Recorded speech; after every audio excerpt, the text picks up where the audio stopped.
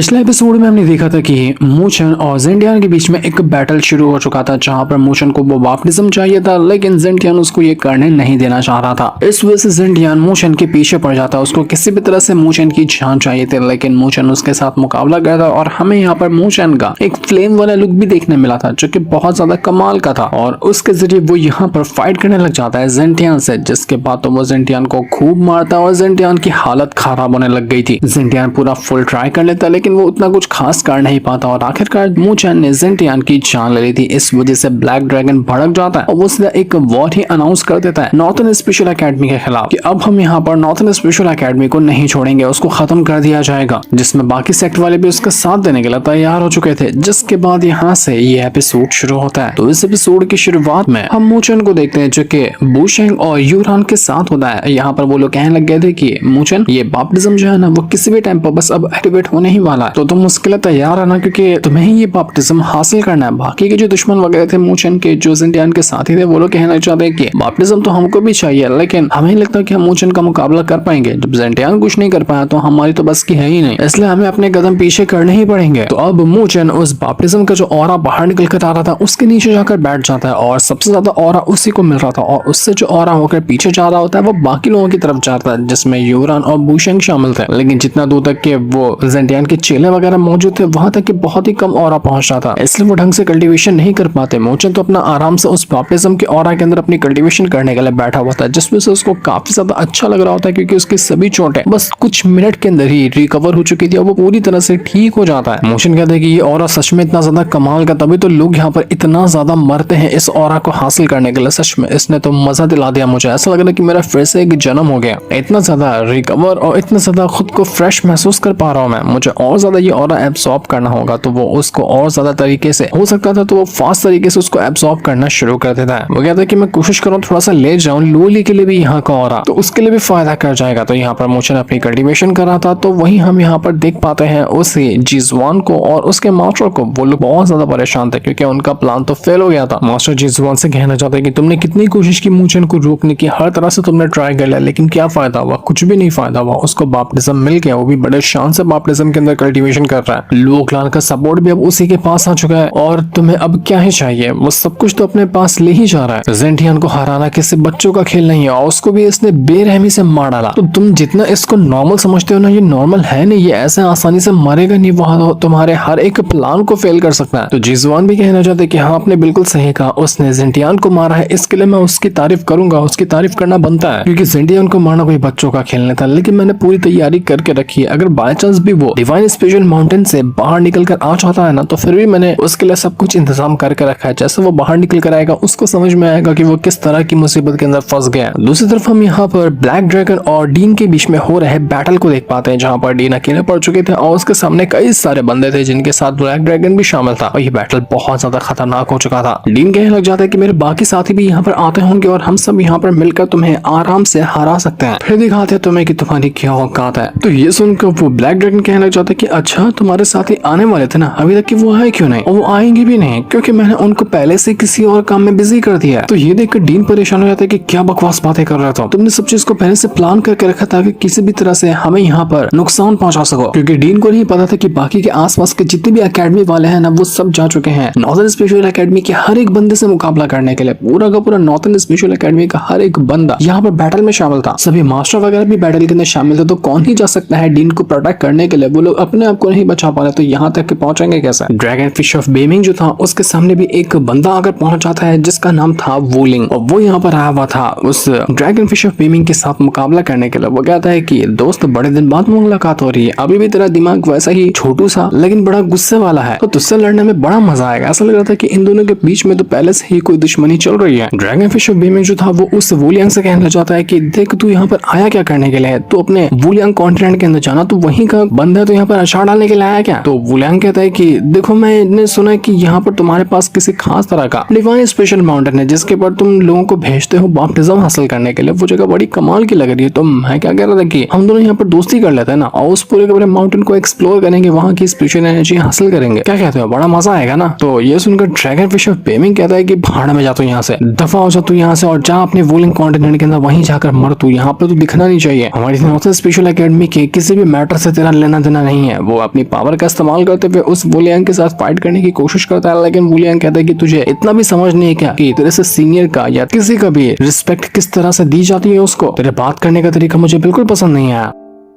वुलियांग कहता है उस बेमिंग से कि जब यहाँ पर मार्शल एंसेस्टर यानी कि लंदोंग आया हुआ था तो उस टाइम तूने उसके ही साथियों के साथ कुछ गड़बड़ी या उनको धोखा देने की कोशिश की थी। इस वजह से मार्शल एंसेस्टर बहुत ज्यादा तुझसे गुस्सा हुए थे, तुझ पर अटैक भी करवा रहे थे। वो अटैक इतना खतरनाक था कि इससे तेरे सारे बाल छड़ गए, तेरी हालत पूरी तरह से खराब हो चुकी थी। उस टाइम तुझे बचाने वाला कौन था? मैं ही था ना। और आज तक तू यहाँ पर नॉर्थन स्पेशल एकेडमी के अंदर चला गया है तो तू यहाँ पर मुझे बिल्कुल भी इज्जत नहीं दे रहा, इस तरह से मुझसे बात कर रहा है, इसलिए मैं तुझे छोड़ने वाला नहीं। वो तुरंत यहाँ पर अपनी पावर का इस्तेमाल कर लेता है और अपनी पावर का इस्तेमाल करने के बाद वो सीधा का सीधा उस बेमिंग के ऊपर अटैक करने लग गया था। तो बेमिंग भी कहना चाहता है कि तुझे जो समझना है ना वो समझ, लेकिन मुझे पता है कि वहां पर क्या हुआ था और अभी जो तू यहाँ पर आया है तेरा इंटेंशन भी मैं जानता हूँ। मैं तुझे किसी भी चीज में कामयाब होने नहीं दूंगा। अगर तुझे लड़ना है तो आज लड़ ले, देखने की जिगरा किसके अंदर ज्यादा है। तो दोनों के दोनों यहाँ पर अपनी पावर को एक्टिवेट करके तैयार हो जाते हैं। ड्रैगन फिश और बेमिंग तो पूरी तरह से तैयार ही था वुलियांग को मारने के लिए, लेकिन वुलियांग कहते हैं कि तू कुछ भी कहना कर ले, तू बचेगा नहीं। आज तेरी पूरी की पूरी अकेडमी खत्म होने वाली, क्योंकि तेरी अकेडमी की फील्डिंग पहले से सेट है। और ऐसे आसान नजर भी आ रहे थे क्योंकि जहां पर देखा जाए वहां पर खाली बैटल ही बैटल चल रहा था, हर तरफ बैटल हो रहा होता है और इसमें नॉर्थन स्पेशल एकेडमी के हर एक बंदे के खिलाफ ही बैटल किया जा रहा था। मतलब उनके किसी भी बंदू को छोड़ा नहीं जाएगा, जिस वजह से ये सीन बहुत ज्यादा खतरनाक हो गया होता है। जितने भी मोशन के दोस्त वगैरह थे, जितने भी उसके अकेडमी के खास बंदे थे, उन सभी को बैटल में शामिल होना पड़ता है और उनको अपनी जान पर खेल कर ये बैटल जीतना पड़ता है, वरना वो भी मरेंगे और अपने साथियों को भी मरता हुआ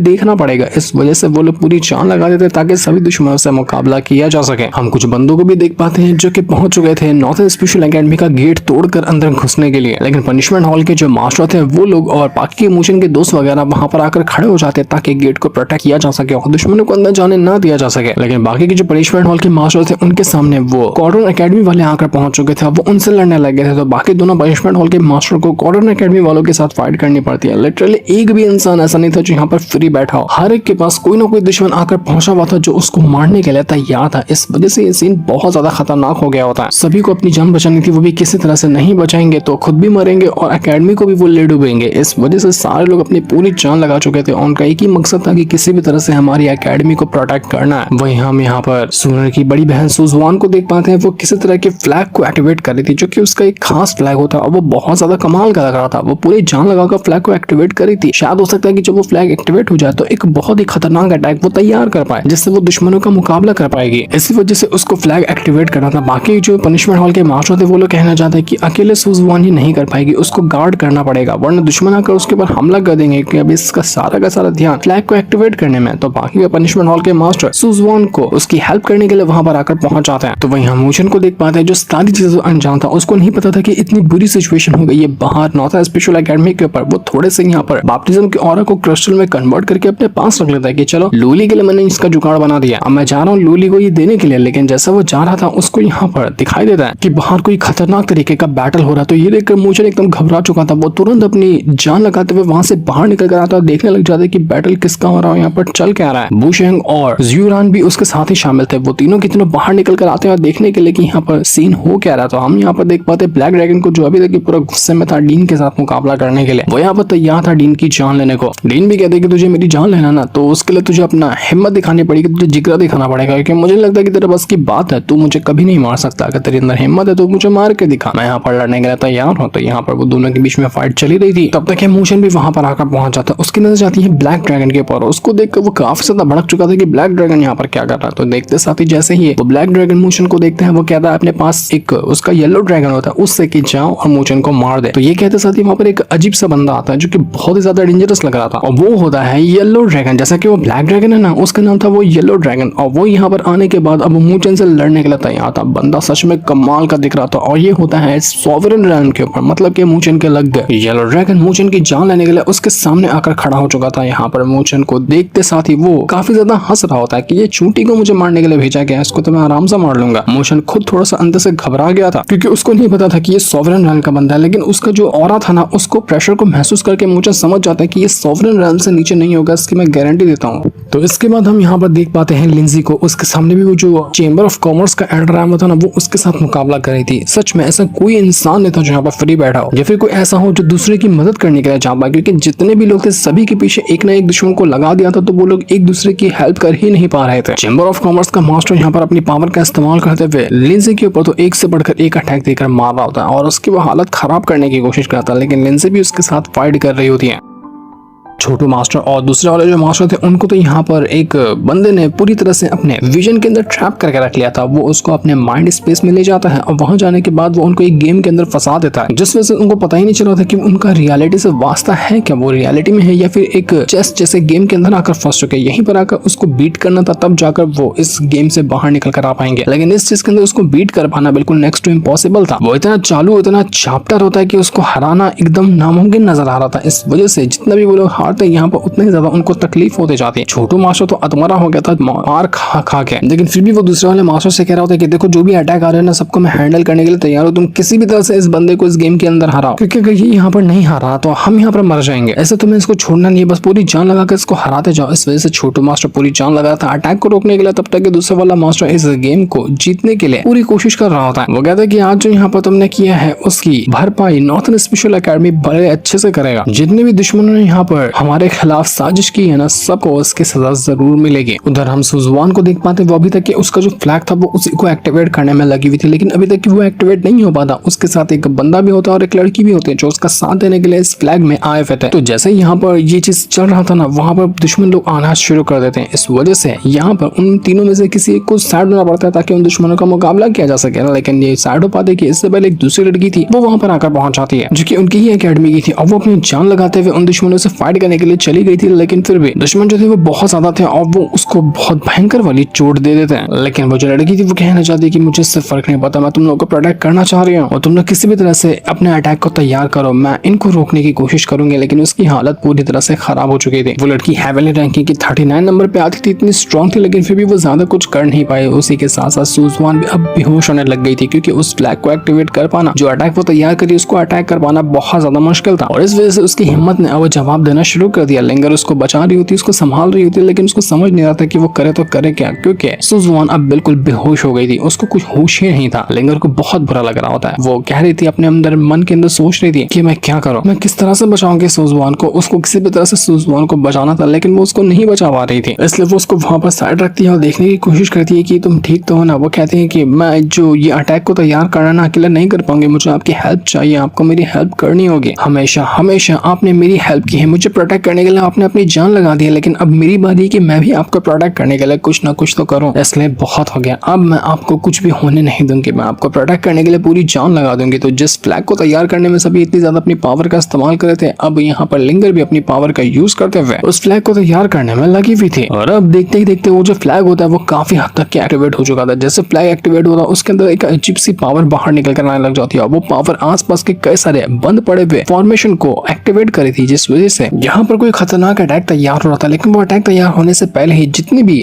लोग थे दुश्मन वाले, वो अकेडमी का गेट खोलकर अंदर घुसने की कोशिश करते हैं। इस वजह से जितने भी फ्रेशमैन थे जो कि थोड़े इतने ज्यादा हाई लेवल के डिसाइपल वगैरह नहीं है, लेकिन वो लोग भी यहाँ पर बाहर निकल कर आते हैं और दुश्मनों से लड़ने के लिए तैयार थे, ताकि बाकी जो उनके डिसाइपल हैं उनको अंदर भेजा जा सके और गेट बंद किया जा सके। वरना एक बार दुश्मन अंदर चले गए तो और बड़ी तबाही आ सकती है। इस वजह से जितने भी लोग थे जो कि मोशन के दोस्त वगैरह हैं, उनमें मुकाई और बाकी लोग शामिल थे, वो लोग यहाँ पर अटैक करने के लिए तैयार होते हैं। वो कहते हैं कि हम यहाँ पर मर जाएंगे, फर्क नहीं पड़ता, लेकिन हम जा रहे हैं ये बैटल लड़ने के लिए, हमें अपने अकेडमी को बचाना, चाहे कुछ भी क्यों ना हो जाए। लेकिन सूरन मुकाई को रोकते हुए कहते हैं कि मुकाई नहीं, तुम ये नहीं कर सकते। जितने भी हमारे सीनियर वगैरह ना, उन्होंने अपनी जान गंवाई, अपनी जान हथेली पे डाली, किस लिए? ताकि वो हमें बचा सके, हमारी अकेडमी को बचा सके। तो हमें बाहर नहीं आना चाहिए, हमें अंदर चलना चाहिए, क्योंकि हमें पता है कि हम उन लोगों से मुकाबला नहीं कर पाएंगे, वो लोग बहुत ज्यादा स्ट्रॉन्ग है, वो हमारी जान ले लेंगे, इसलिए चलो अंदर। मुकाई परेशान हो जाता है कि नहीं, मैं अपने साथियों को इस तरह से मरते हुए नहीं देख सकता, भले से मैं यहाँ पर जूनियर हूँ, फर्क नहीं पड़ता, लेकिन वो लोग मेरे सीनियर है, तभी मैं उनको बचाने के लिए जाऊंगा। लेकिन बाकी लोग उसको रोक रहे थे, वो उसको नहीं जाने देना चाह रहे थे, क्योंकि पता था कि 1-2 मिनट के अंदर उसकी भी जान चली ही जाएगी। दूसरी तरफ हम कुछ बंदों को देख पाते हैं, वो लोग भी यहाँ पर अपने फ्लैग को प्रोटेक्ट करने में लगे हुए थे। वो लोग भी अपनी फ्लैग की पावर को एक्टिवेट किए हुए थे। यहाँ पर एक फ्लैग नहीं था, बल्कि और लोगों के पास भी सेम उसी तरह का फ्लैग था, तो वो लोग अपने अपने फ्लैग को प्रोटेक्ट कर रहे थे। लेकिन तभी वहाँ पर ड्रैगन सन आकर पहुंच जाता है, जो कि घटिया इंसान कभी मरता ही नहीं है, इसको जितनी बार भी मार डालो उतनी बार वापस से जिंदा हो जाता है। तो वो यहाँ पर आकर पहुंचा हुआ था और वापस से वो उस बंदे से मुकाबला करने के लिए आ जाता है जो कि उस फ्लैग को प्रोटेक्ट कर रहा था। दूसरे लोग भी उस ड्रैगन सन को रोकने के लिए चाहते हैं, लेकिन वो उसना कुछ खास कर नहीं पाते, उनकी जान ऐसे चली जाती है। इसके बाद धीरे धीरे करते हुए ड्रैगन सन पहुंच जाता है उस फ्लैग वाले बंदे को मारने के लिए। कि मैं देखता हूँ कि कब तक तो उस फ्लैग को बचा पाता है। तो उस फ्लैग को ज्यादा टाइम तक नहीं बचा पाएगा, इसकी मैं तुझे गारंटी देता हूँ, क्योंकि मैं तेरी शक्ल देखकर कह पा रहा हूँ कि तू बिल्कुल कमजोर है, और कमजोर लोगों को इतने बड़े बड़े काम को करने के लिए दे दिया गया है। समझ है कि नहीं है लोगों को, यहाँ पर इतना कमजोर होकर इतना बड़ा काम हाथ में लिया, तू कभी भी इसको पूरा नहीं कर पाएगा।